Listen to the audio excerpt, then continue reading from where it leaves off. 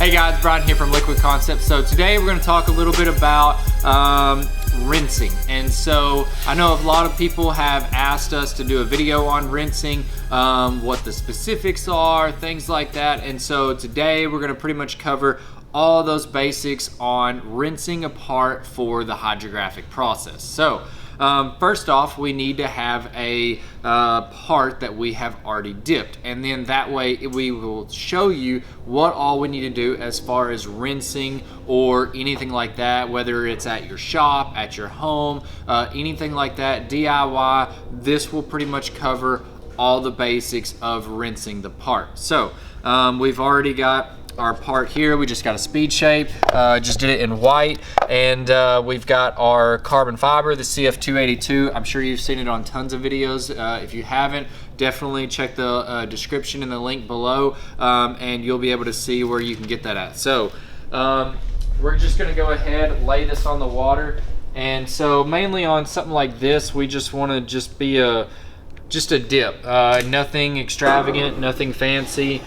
We just need something to dip. And so the thing about rinsing is that after you dip a part, you'll notice, if you have done any dipping, you'll notice that it is very, you might want to say slimy, or very just slick. And so what that is the actual film itself is made up of two parts. You have the ink that's sitting on top of the film, and then you also have the film itself. And so the film is made out of what's called PVA, polyvinyl alcohol. And so whenever the film is printed, it's made out of the PVA, it sits in the water, whenever you activate it, it expands, and then you dip it, and then everything's good to go. But after you dip it, then the film is still stuck on the part, and so that's why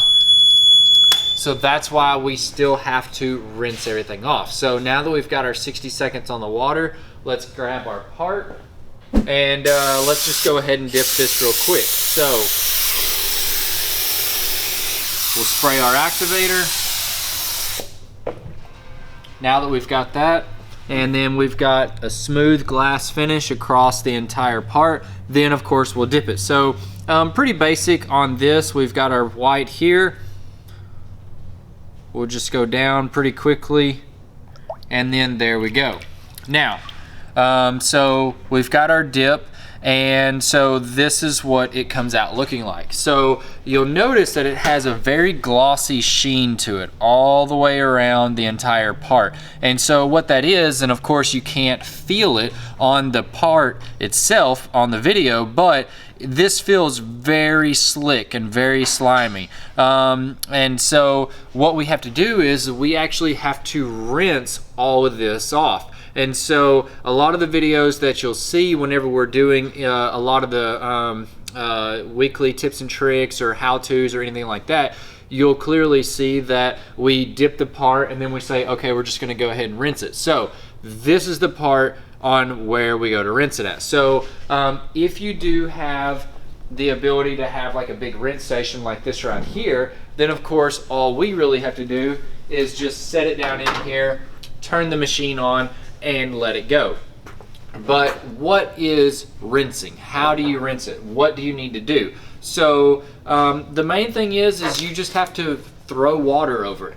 And so what that means is that the water actually helps dissolve a lot of this film off of the part. And so before you can go and do any of your touch-ups or clear coating or anything like that, candies or anything else over the top of this, this has to be rinsed off. Because if not, if this dries and then you put, say, your clear coat over the top of it, it's not going to bond in with the actual part itself. And so this is why you definitely have to rinse the part off before you do anything else. So you can wait You can wait 30 minutes, you can wait an hour, we even wait sometimes a couple of hours, and it's not gonna hurt anything.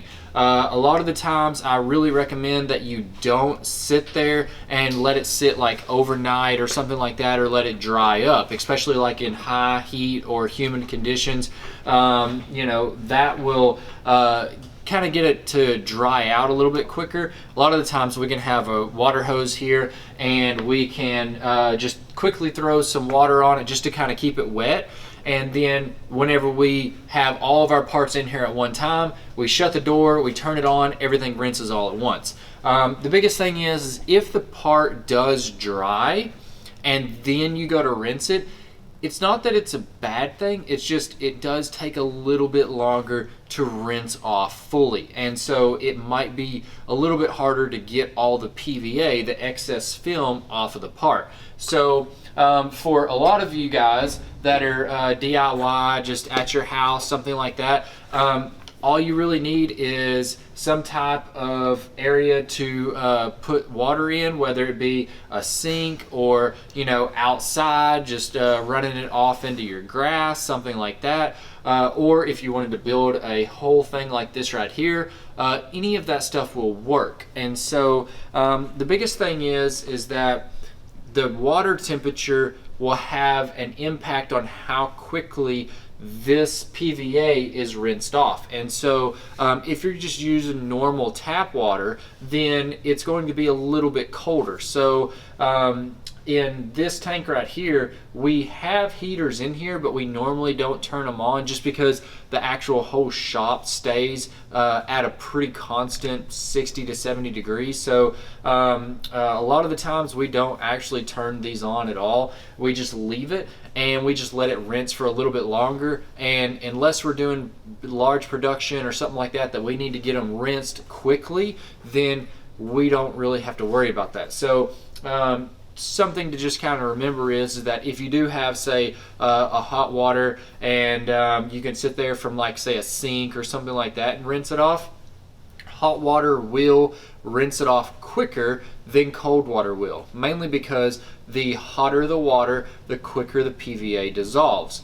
The slower the PVA will dissolve with colder water. So therefore, if you have tap water, you may have to rinse this for, and I'm just gonna make these up, but you may have to rinse this for 10 minutes. But versus if you have like lukewarm water, and it doesn't have to be scalding, just lukewarm water, it may only take 7 minutes to rinse it off. So, or maybe even 5 minutes. So usually the warmer the water, the quicker the PVA will dissolve. But again, if you just have just regular tap water, you're outside, something like that, the garden hose, something like that, that's perfectly fine as well. So rinsing it off, there's a couple of things to remember. Number one is you don't want to have a jet setting like this right here.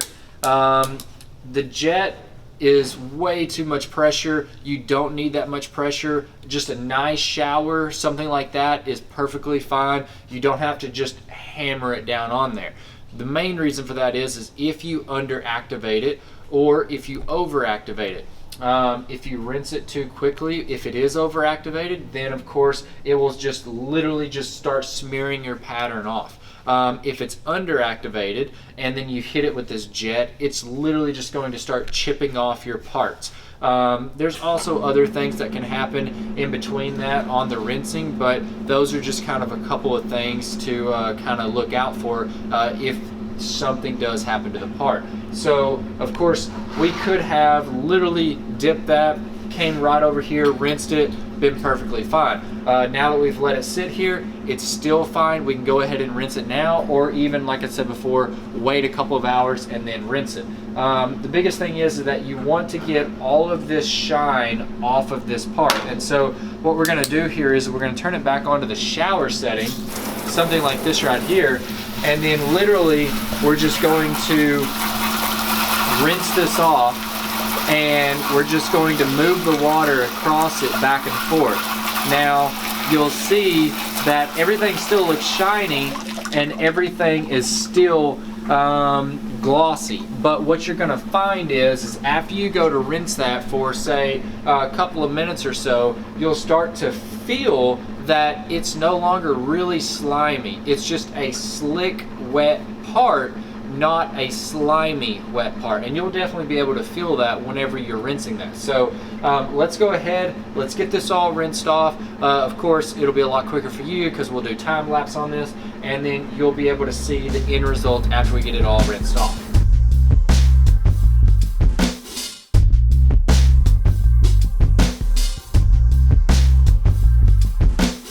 All right, so now that we've got everything all rinsed off, a couple of things you can look at. So the first thing is whenever I was first spraying it like this right here, and then I would stop the water, if I still had the PVA on it, you can see that it would actually still look completely wet all the way across. But now that I've got everything all rinsed off all the way around the entire part, what you'll see is once I rinse this like this and then I stop, you'll see that the water actually beads off of the part pretty well. And so now you just have pretty much just a wet part. Nothing in between that is just keeping a smooth, shiny finish. And so that's one way to kind of tell without actually having to touch it. Now, the other thing is that if you do have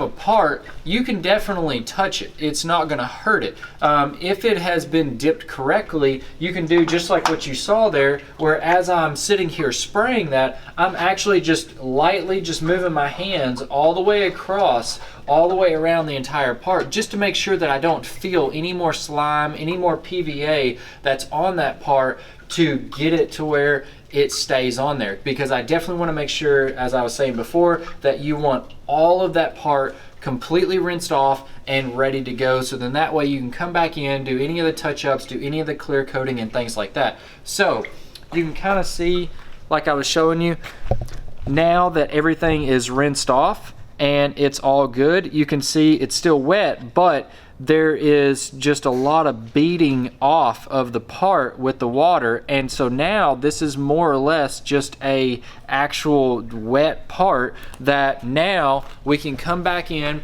You can let it air dry, you can blow it off with compressed air, you can set it by a fan, whatever you got to do to get it dried off. Again, depending on your time situation, you can blow it off, you can do whatever you need to do with it. And then once this is dry, then you're ready for any of your touch-ups, any of your clear coating, anything like that. So that's pretty much all you need to know about the rinsing and everything like that. Now again, of course, in a cabinet style like this right here, we actually have a pump that has heads all inside here, and so whenever we turn them on, it actually just showers everything with water. And so by doing that, we can actually fit a whole bunch of parts in here, and it rinses everything all at once. So to kind of give you an idea, you'll see what this is going to look like whenever we turn this on, and you'll see that it is just pretty much just nothing but just an open shower all the way around because of the heads that we have set up in here. So we'll turn this on, and as you can quickly tell,